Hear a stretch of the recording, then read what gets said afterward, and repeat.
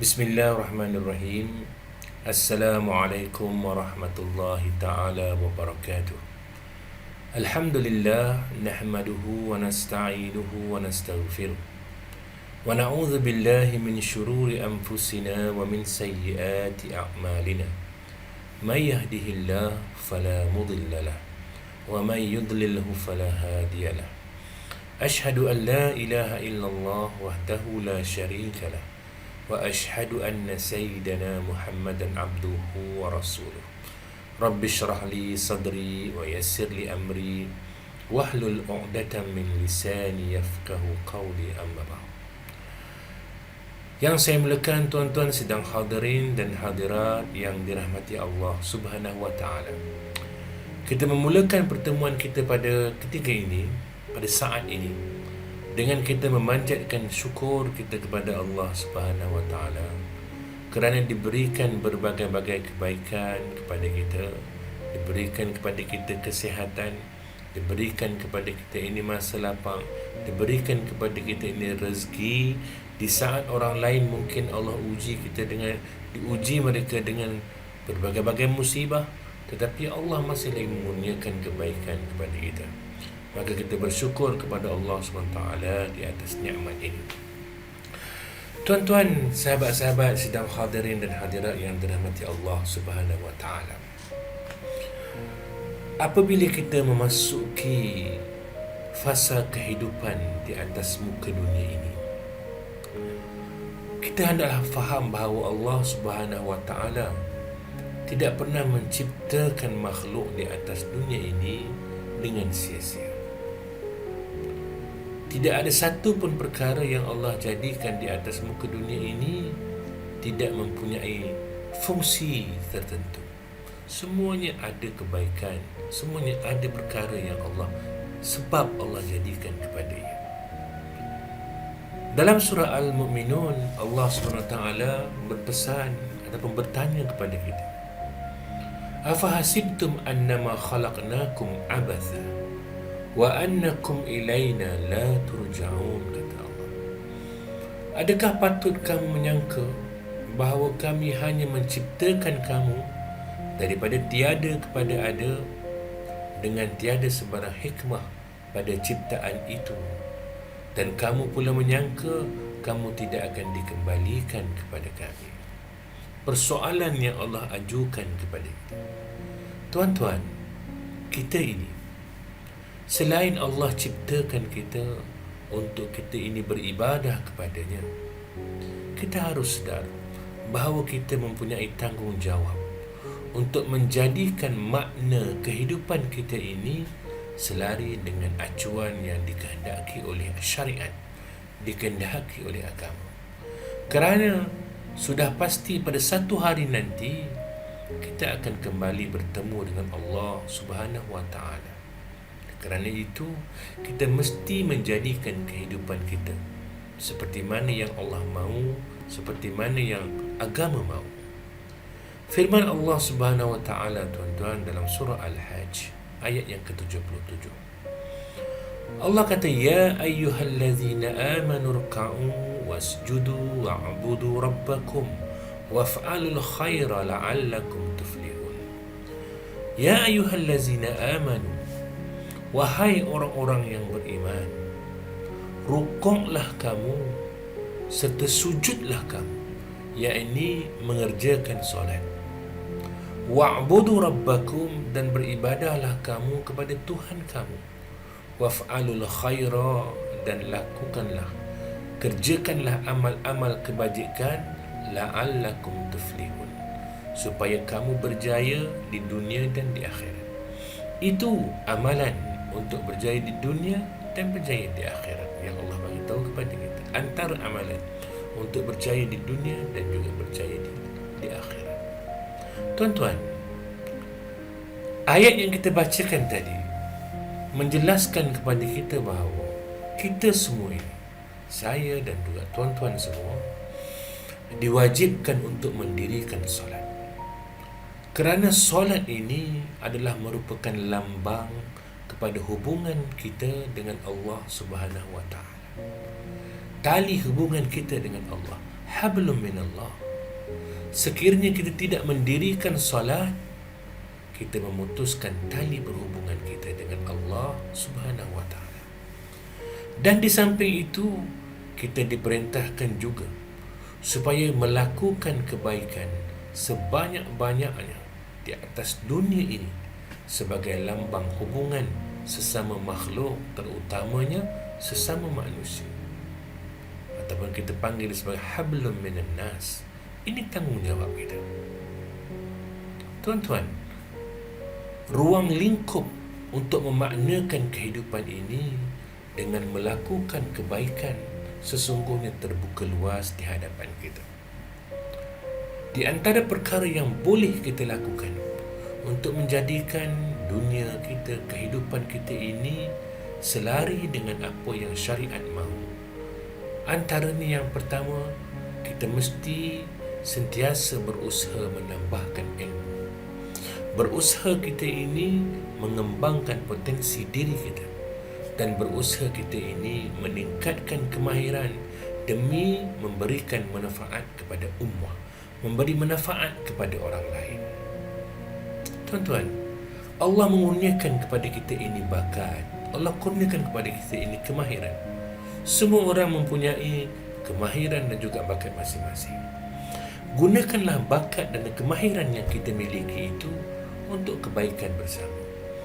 Jadikan bakat dan kemahiran kita ini sebagai ladang untuk kita meraih pahala sebanyak-banyaknya daripada Allah Subhanahu wa taala. Sekiranya kita ini Allah kurniakan dengan rezeki, dengan harta, berilah bantuan kepada orang-orang lain yang memerlukan, terutama di saat COVID-19 sedang melanda ini. Ramai orang yang memerlukan bantuan. Sekiranya Allah kurniakan kepada kita harta, kita gunakanlah harta itu untuk memberi bantuan kepada insan yang memerlukan. Dan tidak perlu menunggu kita menjadi kaya untuk kita membantu orang lain. Sesungguhnya harta yang kita infakkan itu adalah merupakan pelaburan akhirat kita. Mungkin kita bukan orang yang berharta, kita boleh menggunakan idea dan juga tenaga kita untuk kita memberi sumbangan kepada orang lain, supaya dengan itu kita dapat mewarnakan kehidupan kita ini seperti mana warna yang dimahukan oleh agama. Tuan-tuan sidang hadirin dan hadirat, sahabat-sahabat muslimin muslimat yang dirahmati Allah Subhanahu wa taala. Ada orang dikurniakan pangkat dan jawatan kepadanya. Sesungguhnya pangkat dan jawatan juga boleh menjadi peluang untuk kita ini membuat jasa di atas hidup ini. Pangkat dan jawatan adalah amanah daripada Allah Subhanahu wa taala. Dan kita jangan sesekali menjadi insan yang khianat dalam mengejar kedudukan dan mengejar habuan dunia ini. Lakukanlah apa juga amalan-amalan yang berkaitan dengan kebajikan sosial. InsyaAllah kita akan lebih menginsafi diri di atas kesulitan yang kita lihat dialami oleh masyarakat dengan amalan itu. Tuan-tuan, mari kita laksanakan usaha dakwah, tarbiyah secara berterusan, supaya manusia dapat kembali memperhambakan diri kepada Allah Subhanahu wa taala dengan usaha dakwah dan tarbiyah kita. Kita melihat dalam sejarah Nabi Muhammad sallallahu alaihi wasallam tidak pernah berhenti dalam berdakwah, tidak pernah berhenti dalam mendidik umat, bermula daripada baginda menerima wahyu yang pertama sehinggalah baginda wafat. Demikian hebat Nabi Muhammad sallallahu alaihi wasallam meninggalkan contoh tauladan kepada kita. Dan kita ini sebagai seorang anak, marilah kita merebut peluang berbakti dan berkorban kepada ibu bapa, terutama sewaktu mereka ini masih hidup. Jangan kita menyesal apabila mereka telah tiada nanti di sisi kita. Ketika mana mereka ini masih hidup, marilah kita berbakti dan berkorban kepada mereka. Mudah-mudahan mereka mendapat kebahagiaan dengan tindakan kita itu. Tuan-tuan, pendek kata, begitu banyak ruang yang boleh kita gunakan untuk menjadi insan yang bermanfaat di atas muka dunia ini. Sesungguhnya menjadi manusia yang memberi manfaat kepada orang lain akan memberikan keuntungan kepada kita. Sabda Nabi sallallahu alaihi wasallam, "Man sanna fil Islami sunnatan hasanah falahu ajruha wa ajru man amila biha ba'dahu min ghair ayunqasa min ujurihim syai' wa man sanna fil Islami sunnatan sayyi'atan kana alaihi wizruha wa wizru man amila biha min ba'dihi min ghair ayunqasa min awzarihim syai'." Kata Nabi, barang siapa yang menunjukkan sesuatu kebaikan di dalam Islam, iaitu dengan melakukan kebaikan itu, maka baginya pahala amalan kebaikan tersebut dan pahala orang lain yang turut melakukannya selepasnya, tanpa dikurangkan oleh Allah Subhanahu wa taala walaupun sedikit daripada pahala-pahala tersebut. Demikian juga kata Nabi, barang siapa yang menunjukkan sesuatu kejahatan di dalam Islam, iaitu dengan melakukan kejahatan itu, maka sesungguhnya baginya dosa kejahatan tersebut dan dosa orang lain yang turut melakukannya selepasnya tanpa dikurangkan sedikit pun daripada dosa-dosa tersebut. Hadis riwayat Imam Muslim rahimahullah ta'ala.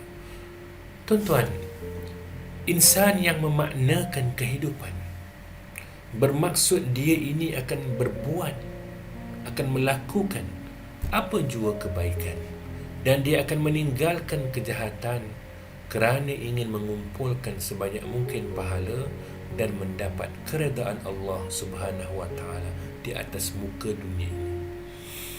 Dan dia akan juga menghindari dirinya daripada melakukan dosa. Ini orang yang, insan yang memaknakan kehidupannya. Tuan-tuan muslimin muslimat yang dirahmati Allah Subhanahu wa taala, sekiranya kita ini menelusuri kehidupan generasi para sahabat dan juga salafus salih, kita akan dapati mereka ini begitu bersungguh-sungguh di dalam melakukan kebaikan, begitu bersungguh-sungguh melakukan kebajikan dalam hidup mereka. Kita lihat sebagai contoh Imam Ahmad bin Hanbal rahimahullah ta'ala, ulama yang mengasaskan mazhab Hanbali. Beliau merupakan seorang ulama, seorang ahli hadis dan seorang pendakwah yang hebat. Pada satu hari, salah seorang anak muridnya bertanya kepada beliau, "Wahai Imam, bilakah Imam hendak berehat?" Lalu jawab Imam Ahmad bin Hanbal rahimahullah ta'ala, "Aku akan berehat ketika mana kakiku mula melangkah masuk ke dalam syurga."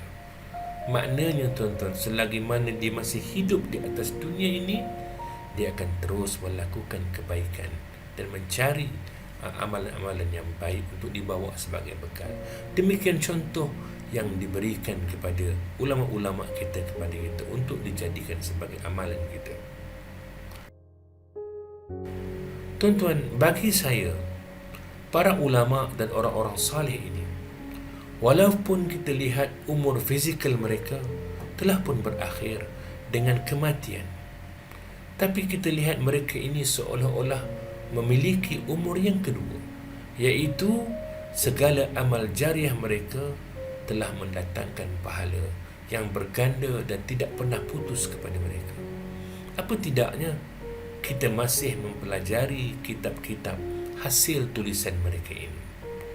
Dan tuan-tuan, sebagai akhirnya, ingin saya berpesan kepada diri saya dan juga sahabat-sahabat sekalian.